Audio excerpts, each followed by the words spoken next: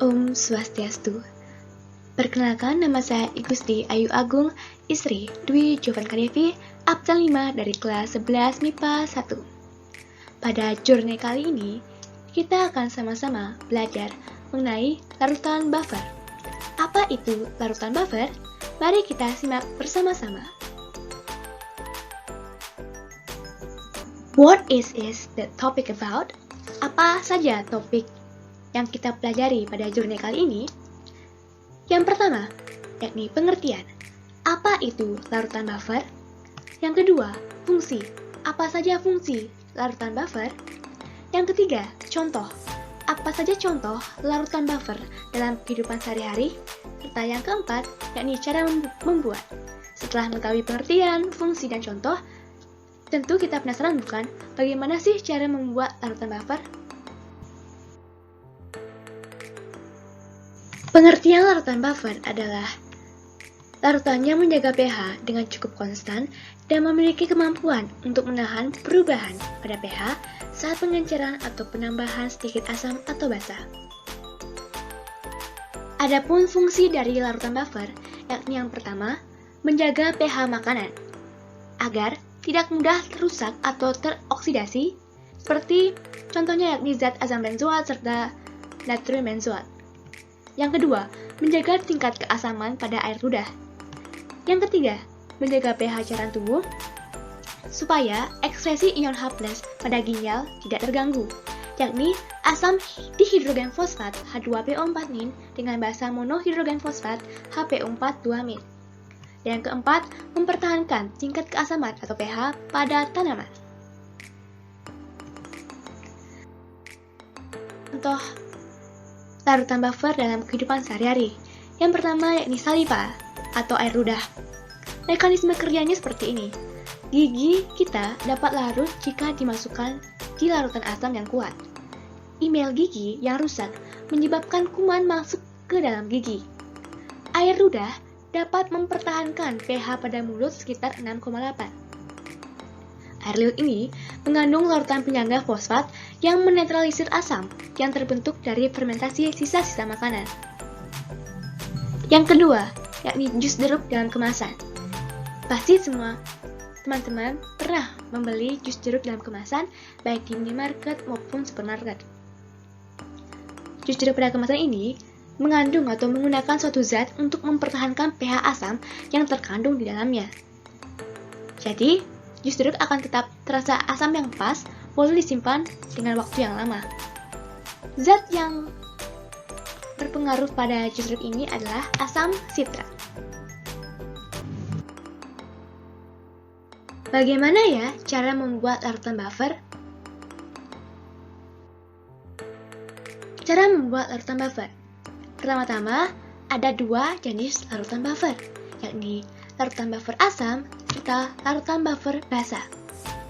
Cara membuat larutan penyangga asam, yakni yang pertama, mencampurkan asam lemah dengan garamnya. Yang kedua, mencampurkan asam lemah dengan basa kuat. Sedangkan, cara membuat larutan penyangga basa, yang pertama, yakni mencampurkan basa lemah dengan garamnya. Yang kedua, mencampurkan basa lemah dengan asam kuat. Tentunya, pada poin nomor 2 ini, mencampurkan asam lemah berlebih dengan basa kuat dan juga mencampurkan basa lemah berlebih dengan asam kuat. Kita akan bahas lebih lanjut pada jurnal berikut.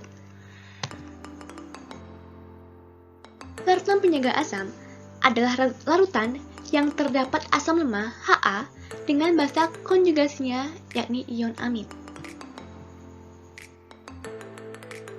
Cara membuat larutan penyangga asam yang pertama, yakni dengan mencampurkan asam lemah dengan garam. Mencampurkan asam lemah Ha dengan garam basa konjugasinya La yang dapat terionisasi menghasilkan ion amin. Contohnya pada reaksi pencampuran natrium asetat dengan asam asetat. Dengan komponen buffernya yakni CH3COH dan CH3COO-. Atau lebih lengkapnya seperti berikut. Asam asetat ditambah natrium asetat. terdapat asam lemah dan terdapat garam dari natrium asetat. Syarat suatu larutan penjaga asam adalah mengandung asam lemah dan basa konjugasi. Nah, di sini sudah ada asam lemah, tinggal mencari basa konjugasinya. Nah, cara mencari basa konjugasinya dengan mengionisasikan natrium asetat sehingga terdapat CH3COO- yang merupakan basa konjugasi dari asam asetat. Sehingga larutan tersebut termasuk larutan penjaga asam. Cara kedua membuat larutan penjaga asam yakni dengan mencampurkan asam lemah dengan basa kuat. Mencampurkan suatu asam lemah dalam jumlah berlebih dengan suatu basa kuat sehingga bereaksi menghasilkan garam basa konjugasi dari asam lemah tersebut. Contohnya seperti pencampuran asam asetat dengan natrium hidroksida yang menghasilkan garam natrium asetat dan juga air. Lebih lengkapnya seperti ini. Contohnya pada reaksi ini. Dalam reaksi ini terdapat sodium asetat atau natrium asetat yang merupakan garam dan juga CH3COH yang merupakan asam lemah. Tetapi kita belum bisa memastikan bahwa ini merupakan larutan penjaga karena kita belum tahu apakah asam lemah ini berlebih atau tidak. Sehingga lebih lengkapnya seperti ini. Larutan penjaga terbentuk dari 100 ml asam asetat 0,1 molar dan 50 ml 0,1 molar natrium hidroksida. Dituliskan reaksinya. Bisa ditulis juga seperti ini. Basa kuat bisa ditulis dengan OH- dan juga CH3CONA bisa ditulis dengan basa konjugasi dari asam lemah yakni CH3COO-. Di MPS-kan terdapat 10 mmol CH3COOH dan 5 mmol OH-. Yang bereaksi adalah bereaksi pematasnya yakni OH-. Jadi yang bereaksi sebesar 5 mmol. Dan setelah dihitung terdapat sisa 5 mmol asam lemah asam asetat dan juga 5 mmol basa konjugasi CH3COO-.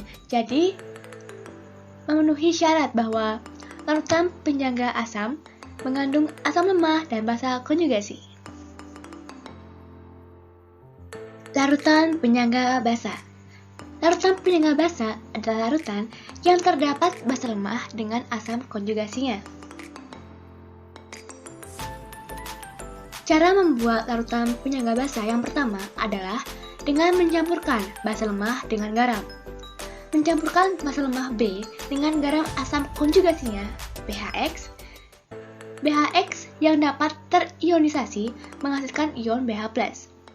Contohnya pada reaksi amonium klorida ditambahkan amonium hidroksida.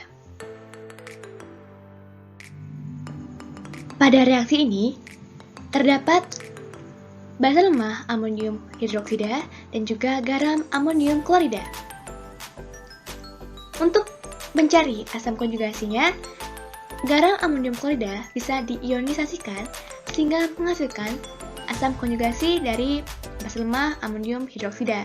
Sehingga larutan ini disebut larutan penjaga basa karena memenuhi persyaratan yakni mengandung basa lemah dan juga asam konjugasi. Yakni mencampurkan basa lemah dengan asam kuat. Mencampurkan suatu basa lemah dalam jumlah berlebih dengan suatu asam kuat sehingga bereaksi menghasilkan garam asam konjugasi dari basa lemah tersebut. Contohnya pada reaksi amonium hidroksida tambahkan asam klorida menghasilkan garam amonium klorida dan juga air. Lebih lengkapnya seperti berikut. Larutan penjaga terbentuk dari 50 ml NH3 0,2 molar dan 50 ml 0,1 molar asam klorida. Ditulis dulu reaksinya. Bisa tulis seperti ini, HCl bisa tulis H+, yang mewakilkan asam kuat, dan juga NH4Cl bisa tulis NH4+, yakni terdapat asam konjugasi dari basa lemah tersebut. Di MPS-kan, terdapat 10 mmol NH3 dan 5 mmol H+. yang bereaksi yakni bereaksi pembatasnya adalah A+, sehingga bereaksi sebesar 5 milimol. Dan terdapat sisa yakni 5 milimol basa lemah dan juga 5 milimol asam konjugasi, sehingga memenuhi persyaratan untuk larutan penjaga basa yakni terdapat basa lemah dan asam konjugasi. Baik, cukup untuk jurnal kali ini. Sekian dari saya, semoga bermanfaat. Stay safe, stay healthy, and stay go. Terima kasih. Om Santi, Santi, Santi Om.